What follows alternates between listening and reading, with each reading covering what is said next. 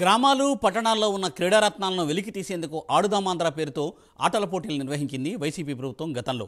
అయితే ఆడుదామాంధ్ర కార్యక్రమం పేరిట అప్పటి క్రీడల శాఖ మంత్రిగా పనిచేసిన ఆర్కే రోజా భారీగా అవినీతికి పాల్పడినట్టు తెలుస్తోంది. అంతేకాకుండా ముఖ్యమంత్రి కప్ పేరుతో నిర్వహించిన టోర్నమెంట్లోనూ భారీగా అవినీతి జరిగినట్లు సమాచారం అందుతోంది. జాతీయ క్రీడల్లో నైపుణ్యం లేని క్రీడాకారులను ఎంపిక చేసినట్లు ఆధారాలు లభించినట్లు కీలక సమాచారం. అంతేకాకుండా స్పోర్ట్స్ కోటా వైద్య సీట్ల కోసం నేషనల్ గేమ్స్లో కూడా అక్రమాలకు పాల్పడినట్లు ఆరోపణలు వెల్లువెత్తుతున్నాయి. మరి దీనిపై మరింత తాజా అప్డేట్స్ని మా ఏపీ బ్యూరో చీఫ్ రాజు అందిస్తారు. రాజు, ఆడుదాం ఆంధ్ర కార్యక్రమం పేరుతో గతంలో వైసీపీ నాయకులు భారీగా అవినీతికి పాల్పడినట్టు తెలుస్తుంది. దీనిపై అప్డేట్స్ ఏంటి?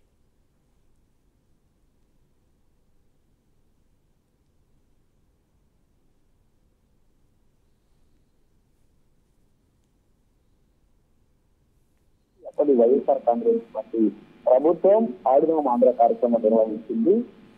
దేశంలోనే ఎవరు చేయనటువంటి విధంగా ఒక క్రీడా పండుగను నిర్వహిస్తున్నామనేటటువంటి ఒక భారీతో ప్రచారం చేసుకొని ఎక్కడికక్కడ ప్రైవేటు మైదానాలను, క్రీడా మైదానాలను, రియల్ ఎస్టేట్ వెంచర్లను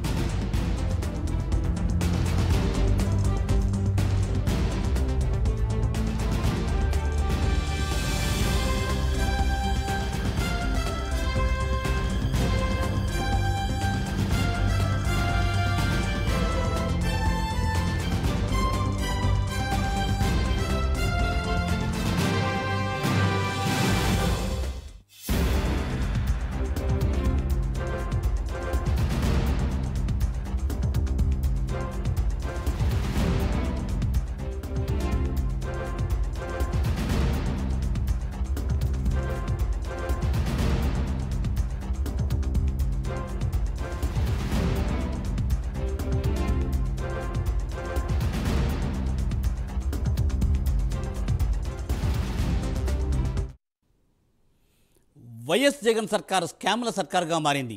5 ఏళ్ల వైఎస్ జగన్ పాలనలో రాష్ట్రంలో అనేక కుంభకోణాలు జరిగినట్టు ఒక్కొక్కటిగా వెలుగులోకి వస్తున్నాయి.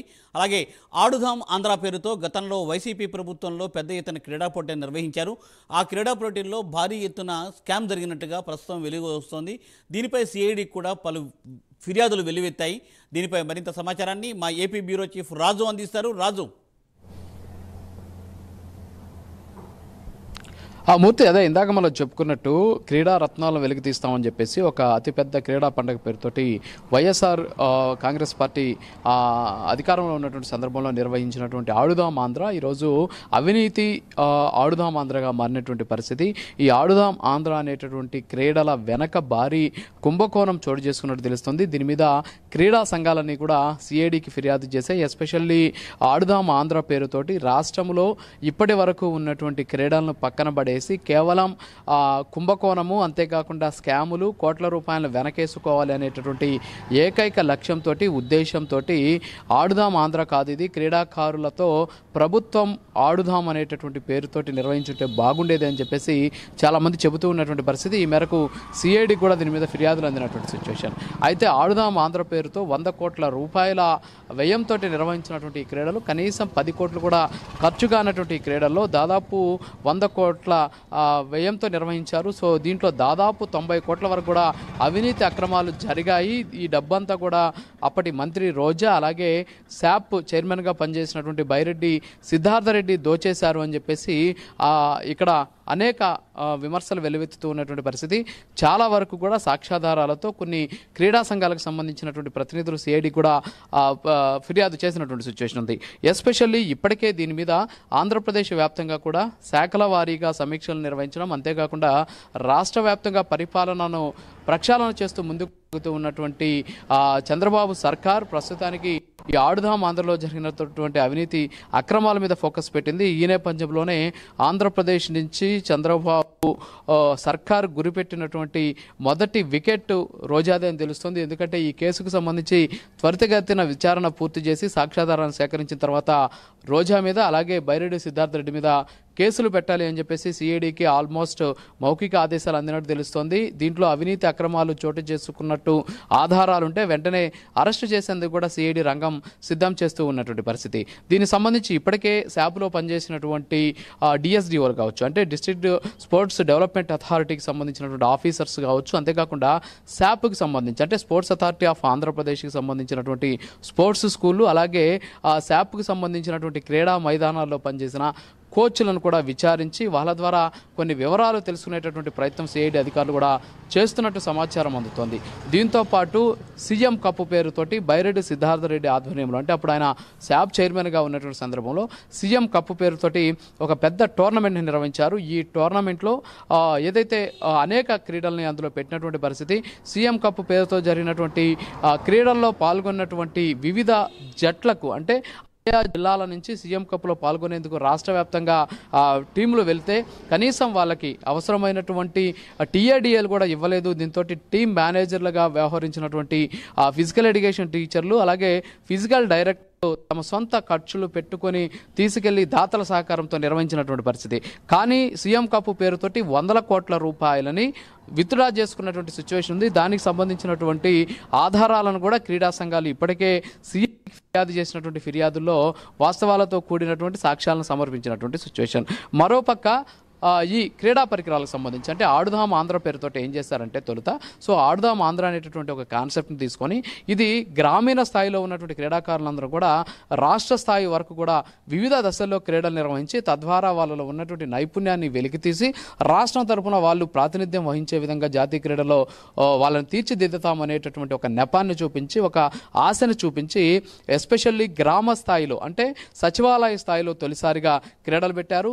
సచివాలయ స్థాయిలో గెలుపొందినటువంటి వాళ్ళందరూ కూడా అన్ని సచివాలయాలకు సంబంధించి గ్రామ స్థాయిలో అంటే పంచాయతీ స్థాయిలో క్రీడా పోటీలు పెట్టారు. పంచాయతీ స్థాయి నుంచి మండల స్థాయికి తీసుకెళ్లారు. అంటే మండల స్థాయి వరకు కూడా అన్ని సచివాలయాలకు సంబంధించి సిబ్బంది చూసుకున్నారు.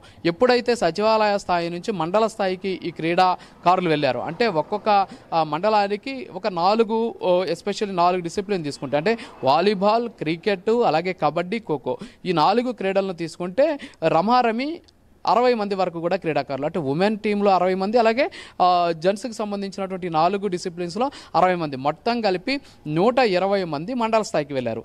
ఈ 120 మంది మండలాలంటే రాష్ట్ర వ్యాప్తంగా ఉన్నటువంటి మండలాలను లెక్కిస్తే వీళ్ళందరికీ కూడా టీషర్ట్లు ఇచ్చారు. జెర్సీలు అనేసి వాటికి జెర్సీల మీద ఆడుదాం ఆంధ్ర పేరుతోటి వాళ్ళకి జెర్సీలు ఇచ్చినటువంటి పరిస్థితి. అవి ఎంత దారుణమైనటువంటి నాసిరకం అయితే జెర్సీ అనేది దానికి ఒక స్టాండర్డ్ ఉంటుంది.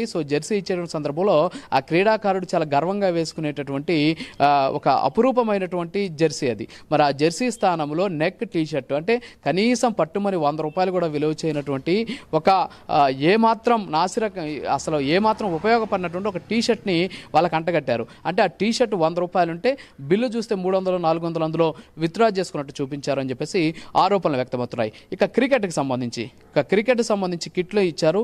ఈ క్రికెట్ కిట్లో బ్యాట్లు కనీసం 2 బాల్ ఆడగానే విరిగిపోయినటువంటి సిచ్యువేషన్. వాటిని పక్కన పడేసి క్రీడాకారులు తాము ఆడుకుంటూ ఉన్నటువంటి బ్యాట్లను తీసుకొచ్చి క్రీడలో పాల్గొన్నారు. చివరికి జెర్సీలు వేసుకోకుండా అంటే టీ షర్ట్లు ఇస్తే ఎవరు కూడా వాటిని వేసుకోకుండా వాటి కాకుండా సివిల్ డ్రెస్తో పాల్గొన్నటువంటి సిచ్యువేషన్ ఉంది. ఇక వాలీబాల్ విషయానికి వస్తే ఒక్కొక్క వాలీబాల్ కానీ వస్తే మనం చూసుకుంటే నివ్యా అనేసి అలాగే కాస్కో ఈ 2 కంపెనీలకు సంబంధించినటువంటి 2 అంటే టాప్లో ఉన్నటువంటి వాలీబాల్స్ అవి.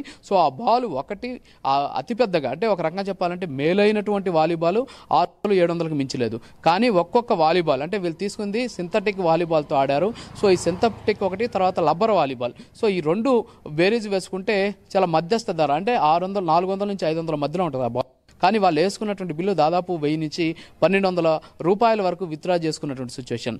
ఈ విధంగా చూసుకుంటే అన్నిట్లో కూడా అంటే అటు ఖోఖోకి సంబంధించి కబడ్డీకి సంబంధించి పరికరాలు ఉండవు, కానీ వాళ్ళకి ఇచ్చినటువంటి జెర్సీల రూపంలో అక్కడ నొక్కేసినటువంటి పరిస్థితి. ఇక క్రికెట్, వాలీబాల్తో పాటు ఇతర డిసిప్లిన్స్లో క్రీడా పరికరాలు కొనుగోలు చేస్తారు. ఆ క్రీడా పరికరాలు దీంతో పాటు చివరికి గ్రౌండ్లు తీసుకుంటే గ్రౌండ్లకి రోజుకి 10,000 15,000 రెంట్లు కట్టారని చెప్పేసి కూడా ఆరోపణలు వ్యక్తమవుతున్నాయి. సో ఎక్కడ కూడా దౌర్జన్యంగా అక్కడ ఉన్నటువంటి అధికారులు ఆ గ్రౌండ్స్ అన్నింటిని కూడా తాము సొంతం చేసుకుంటే ఆ గ్రౌండింగ్ కోసం, ఆ గ్రౌండ్ డెవలప్ చేయడం కోసం, ఆ గ్రౌండ్ చుట్టూ ఈ క్రీడలకు సంబంధించినటువంటి ఆ సెటప్ కోసం ఒక్కొక్క క్రీడా మైదానానికి లక్షలు 2 లక్షలు ఖర్చు అయ్యాయని చెప్పేసి చూపించినటువంటి పరిస్థితి. వాటికి దాదాపు నెల రోజుల పాటు అక్కడ ఏ కార్యక్రమాలు జరపకుండా వాటిని రెంట్కి తీసుకున్నామని చెప్పేసి రెంట్ కట్టినటువంటి సిచ్యువేషన్. సో ఎక్కడ కూడా ఇవన్నీ జరగలేదు. ఏ క్రీడా మైదానానికి సంబంధించి వాళ్ళు వెళ్ళి అడిగితే మనం ఎక్కడ కూడా మాకు రెంట్లు కట్టలేదని చెప్పినటువంటి పరిస్థితి. క్రీడా మైదానాలు డెవలప్మెంట్ కోసం ఎక్కడ డబ్బులు కట్టినటువంటి పరిస్థితి. సో ఈ విధంగా అనేక రకాల డిసిప్లిన్స్, అంటే మనం కేవలం ఒక 4 మెయిన్ డిసిప్లిన్ అంటే క్రీడలు మాత్రమే మాట్లాడుకున్నాం. వాలీబాల్, అలాగే కబడ్డీ, ఖోఖోతో పాటు క్రికెట్.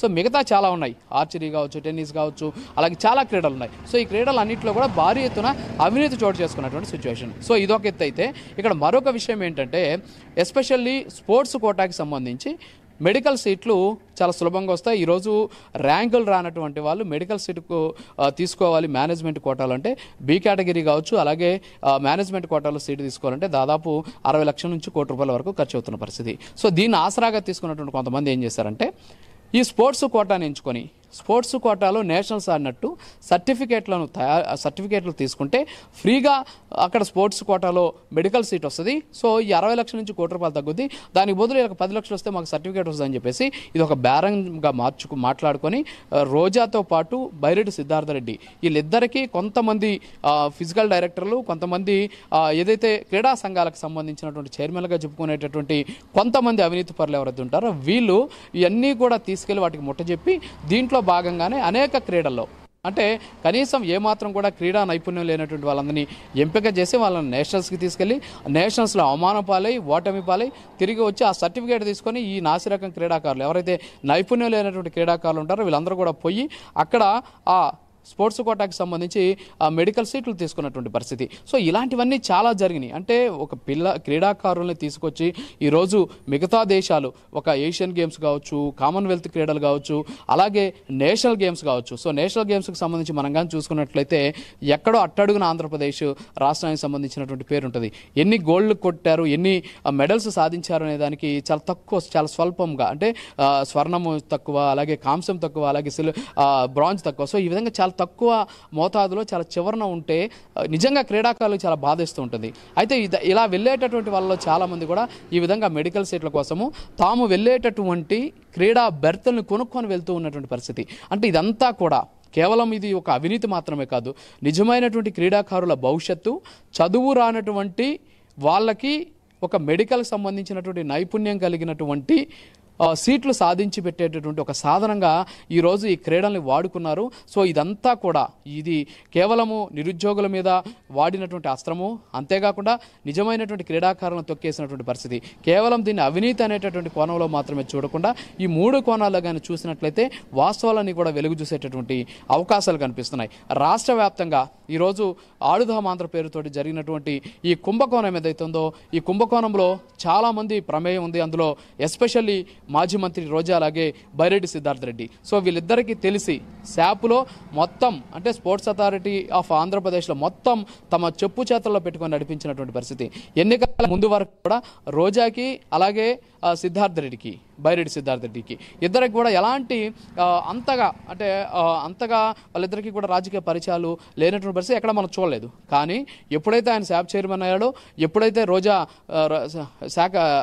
క్రీడా శాఖ మంత్రి అయ్యారో అప్పటి నుంచి జరిగినటువంటి కొన్ని టోర్నమెంట్ల తర్వాత స్వతహాగా రోజానే నా మేనల్లుడు బైరెడ్డి సిద్ధార్థరెడ్డి అని చెప్పి సంబోధించే స్థాయికి వెళ్ళి అంటే వాళ్ళిద్దరి మధ్య ఏ విధంగా ఈ అవినీతికి సంబంధించినటువంటి కుట్ర ఉంది, భాగస్వామ్యం ఉంది అనేది ఇక్కడ మనకు స్పష్టంగా తెలుస్తుంది.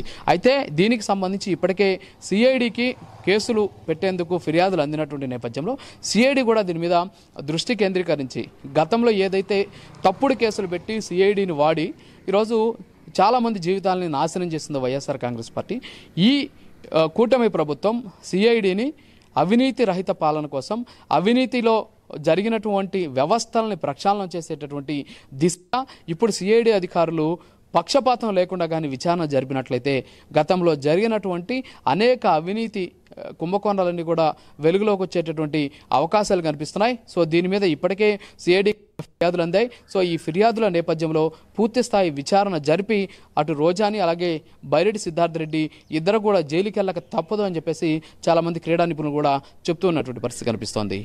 మూర్తి. Thank you Raju, thanks for updates.